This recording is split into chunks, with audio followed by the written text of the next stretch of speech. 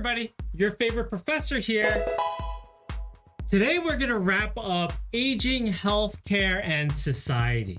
In this lecture, we're really going to get at the implications of what this aging society has to do and tax on the healthcare system, and then how it's going to affect you and your loved one. By the end of this lecture, we're going to get at why this is so important and has a lot of implications for you when you become older. You and your loved ones. So knowing these issues is really going to highlight why understanding the aging process and what affects the aging process is so important to being informed. Talked about Medicare and how that really is a big foundational issue for general health for aging adults and how they age. We're going to wrap up the healthcare costs. So why is it so high, especially during these later stages of life? And address the societal issues all of this causes there. Like before, we'll add to the discussion of why is healthcare so high in costs, more about Medicare, and more about how health and healthcare really impact living arrangements for aging adults, the ones that you will love, and these are the decisions that you will have to make.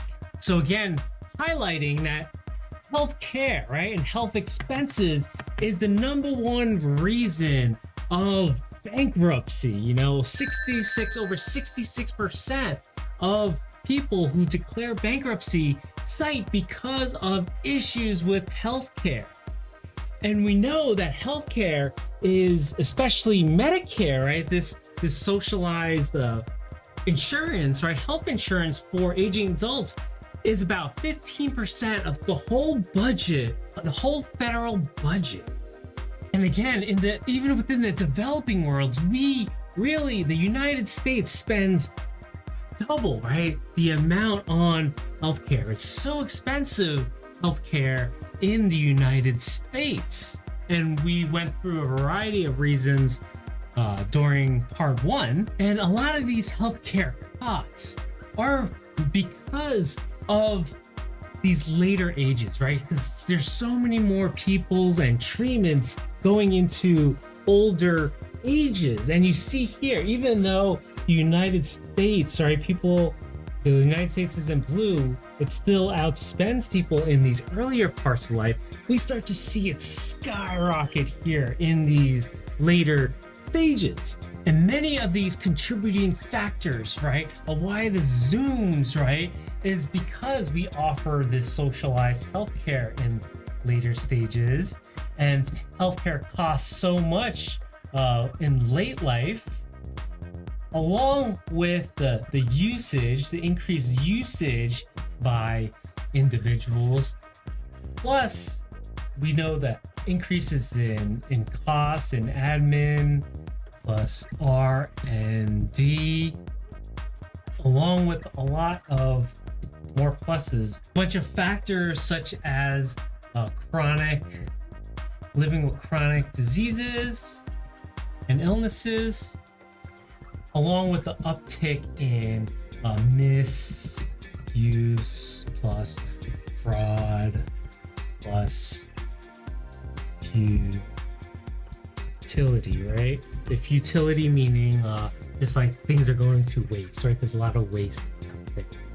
And you can see here that employers, right, even contribute even more than ever in history in healthcare costs, along with our contributions as employees. So we have to strike this balance, we have to strike this balance between when is it worth it to spend so much in healthcare, especially when we discussed these later parts of life. Is it worth keeping somebody alive, right, who is bedridden and is not conscious in this ICU, right, because it has opportunity costs, right? That money could have been spent in investing other ways, right? Opportunity costs, right? In education, like we discussed earlier in the Bill Gates video. So these societal decisions, right, are impacting us now and for the near future as people live longer and with more chronic illnesses, with all these medical innovations that are also driving up healthcare costs.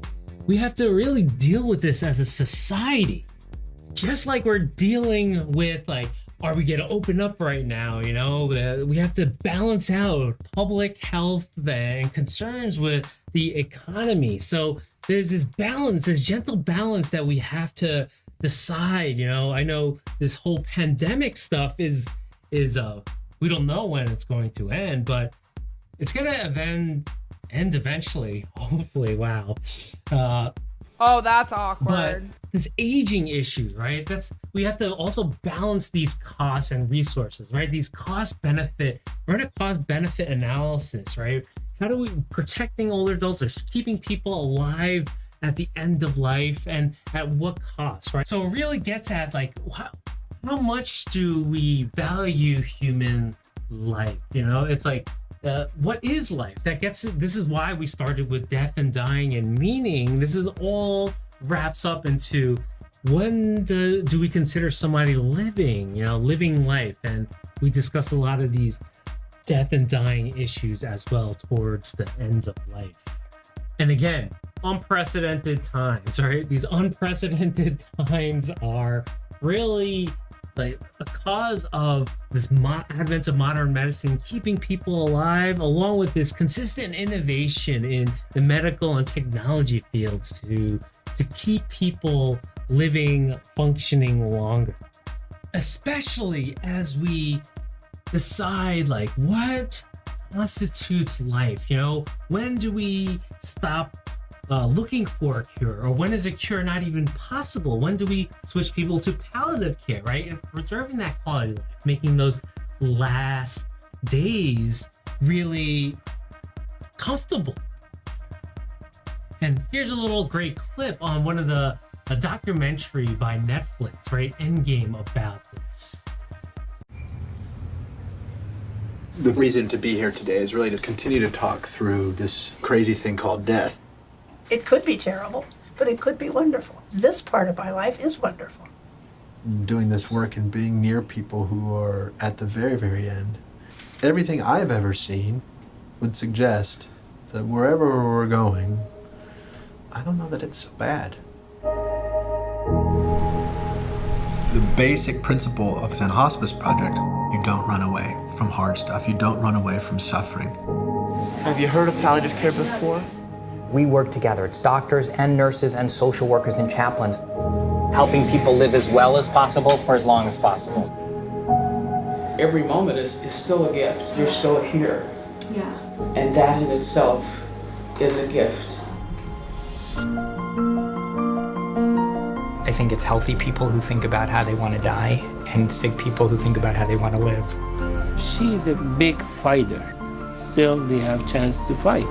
These are all my new friends. I see. I still believe in miracle. If you were in this situation, what would you do then? The scary part is the unknown and the lack of control. Yeah. If we can't change that, maybe we can get used to it a little bit. There's nothing inherently medical about dying. It's much larger than medicine. It's purely human. Part of the mission is to keep all of this couched in humanity.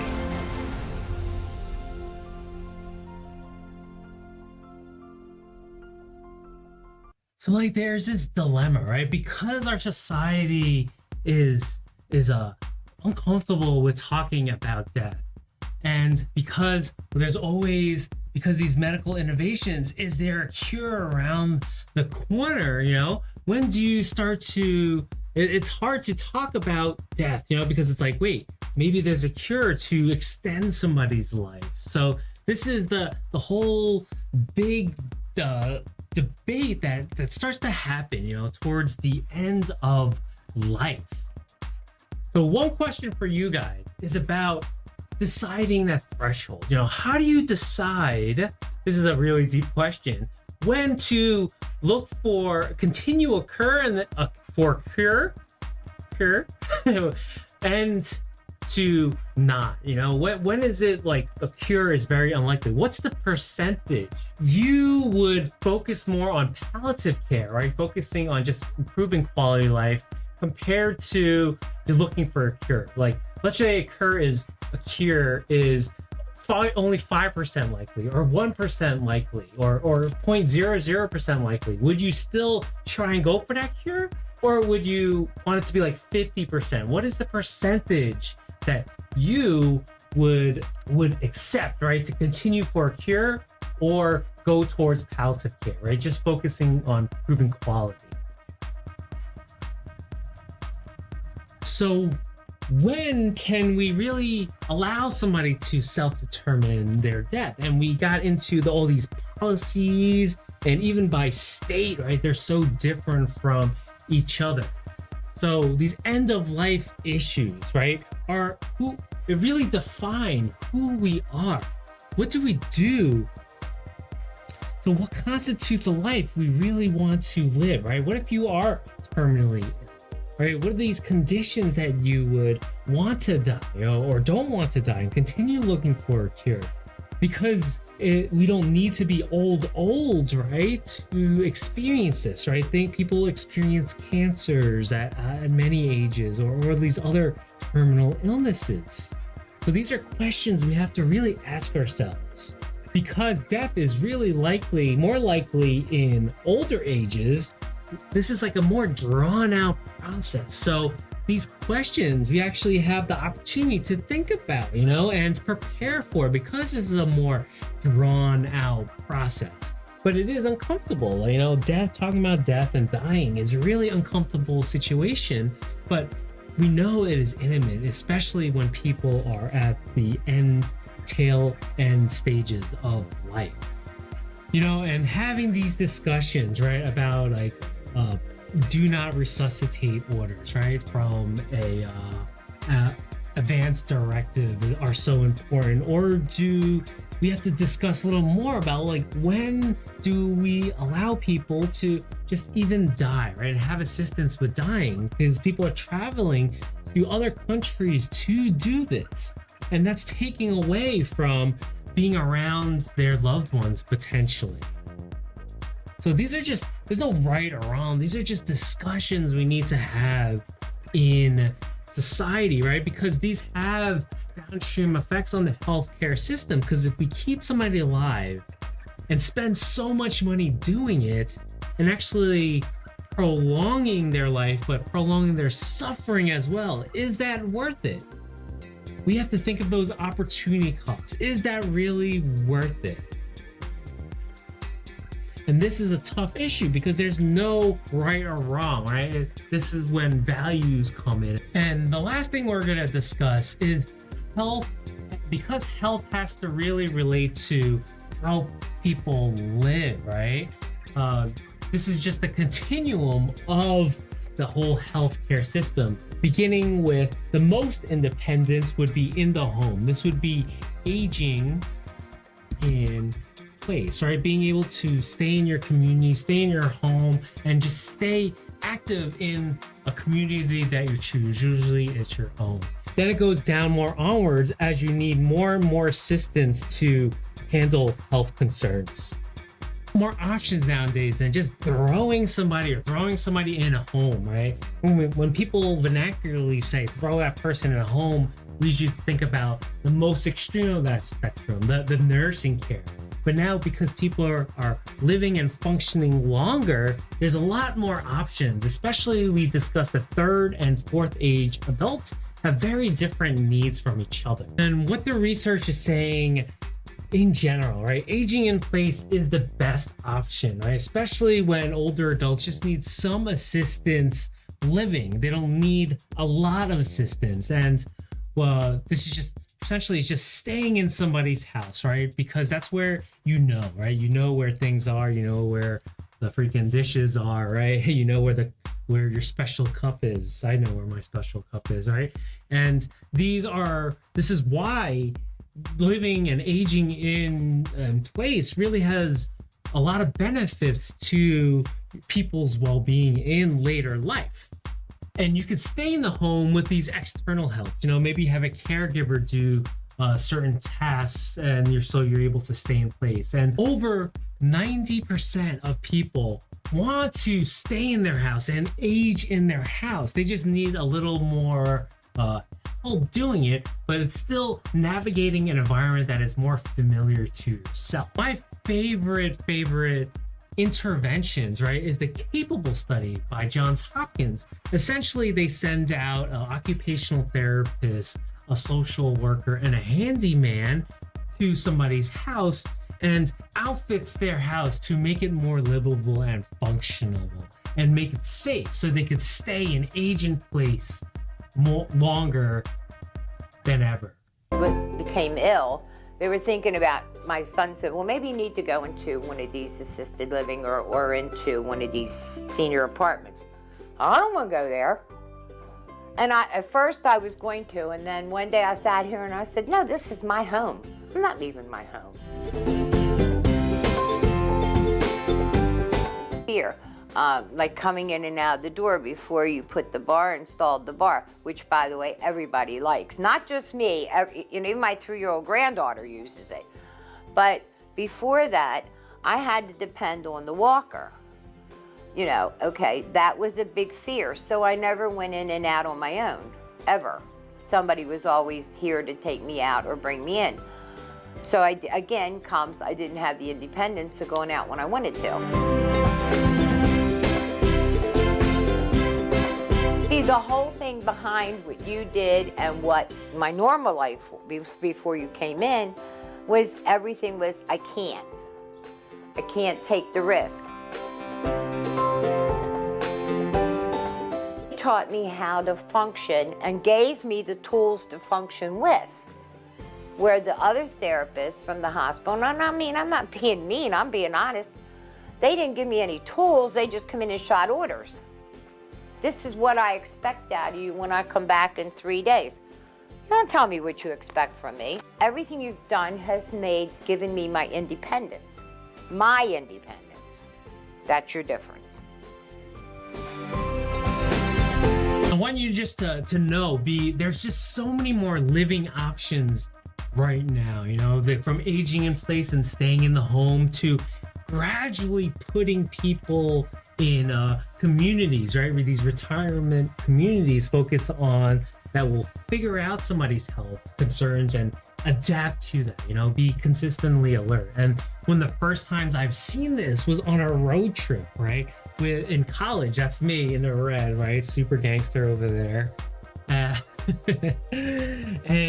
I went to actually drive from New York to Florida. We made that drive, right? To visit, to go to Florida from NY to Florida. And we visited my friend's grandparents. And this blew my mind because this was a retirement community down there that had medical staff there, if any case something happened. But they were so free and they could do all these activities, but they had a community there.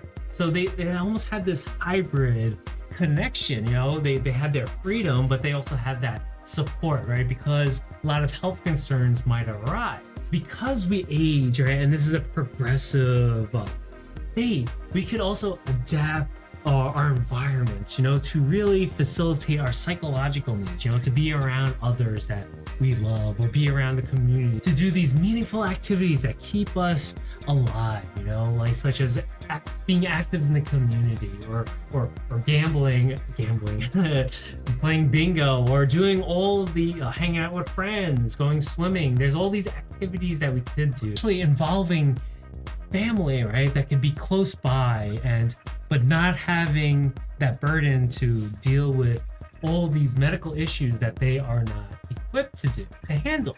Yeah, so just to know that there are more and more options out there to age in place and help people continue functioning and living their lives And this is a whole big spectrum, you know.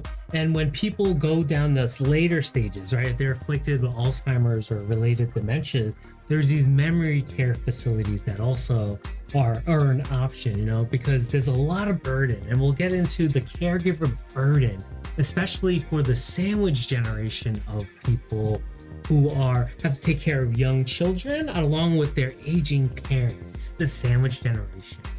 So big picture is about there are living environments, right? Long-term care options to accommodate people's living situations, their health situation. This also, right? Because people are able to function longer and live with all these chronic illnesses, right? This also taxes the healthcare system. There's this border, like there's this balance that we have to really strike, you know? When is it life? When is it quality living? And when is it like not to just pull the plug on them, but expenditures, you know? When do we focus on quality versus a cure or just keeping them alive? Social dilemma. That's why it's so hard. We discussed this issue about healthcare and what it really has, the implication it has to society, right? Because it has these costs, because these costs are opportunity costs. We spend this much on end of life to keep somebody alive. What we're not spending it on something else, education or all these or preventative measures, right? Because resources are limited, right? If we had all the resources in the world, sure, keep everybody alive and grow all that money, but that's just not the practicality of it. So we have to decide what do we really want to spend it on? You know, what is worth spending on? What is not really worth spending on? And we know that Medicare is this big expenditure in healthcare, especially towards an older adulthood, that really are driving up these healthcare costs, right?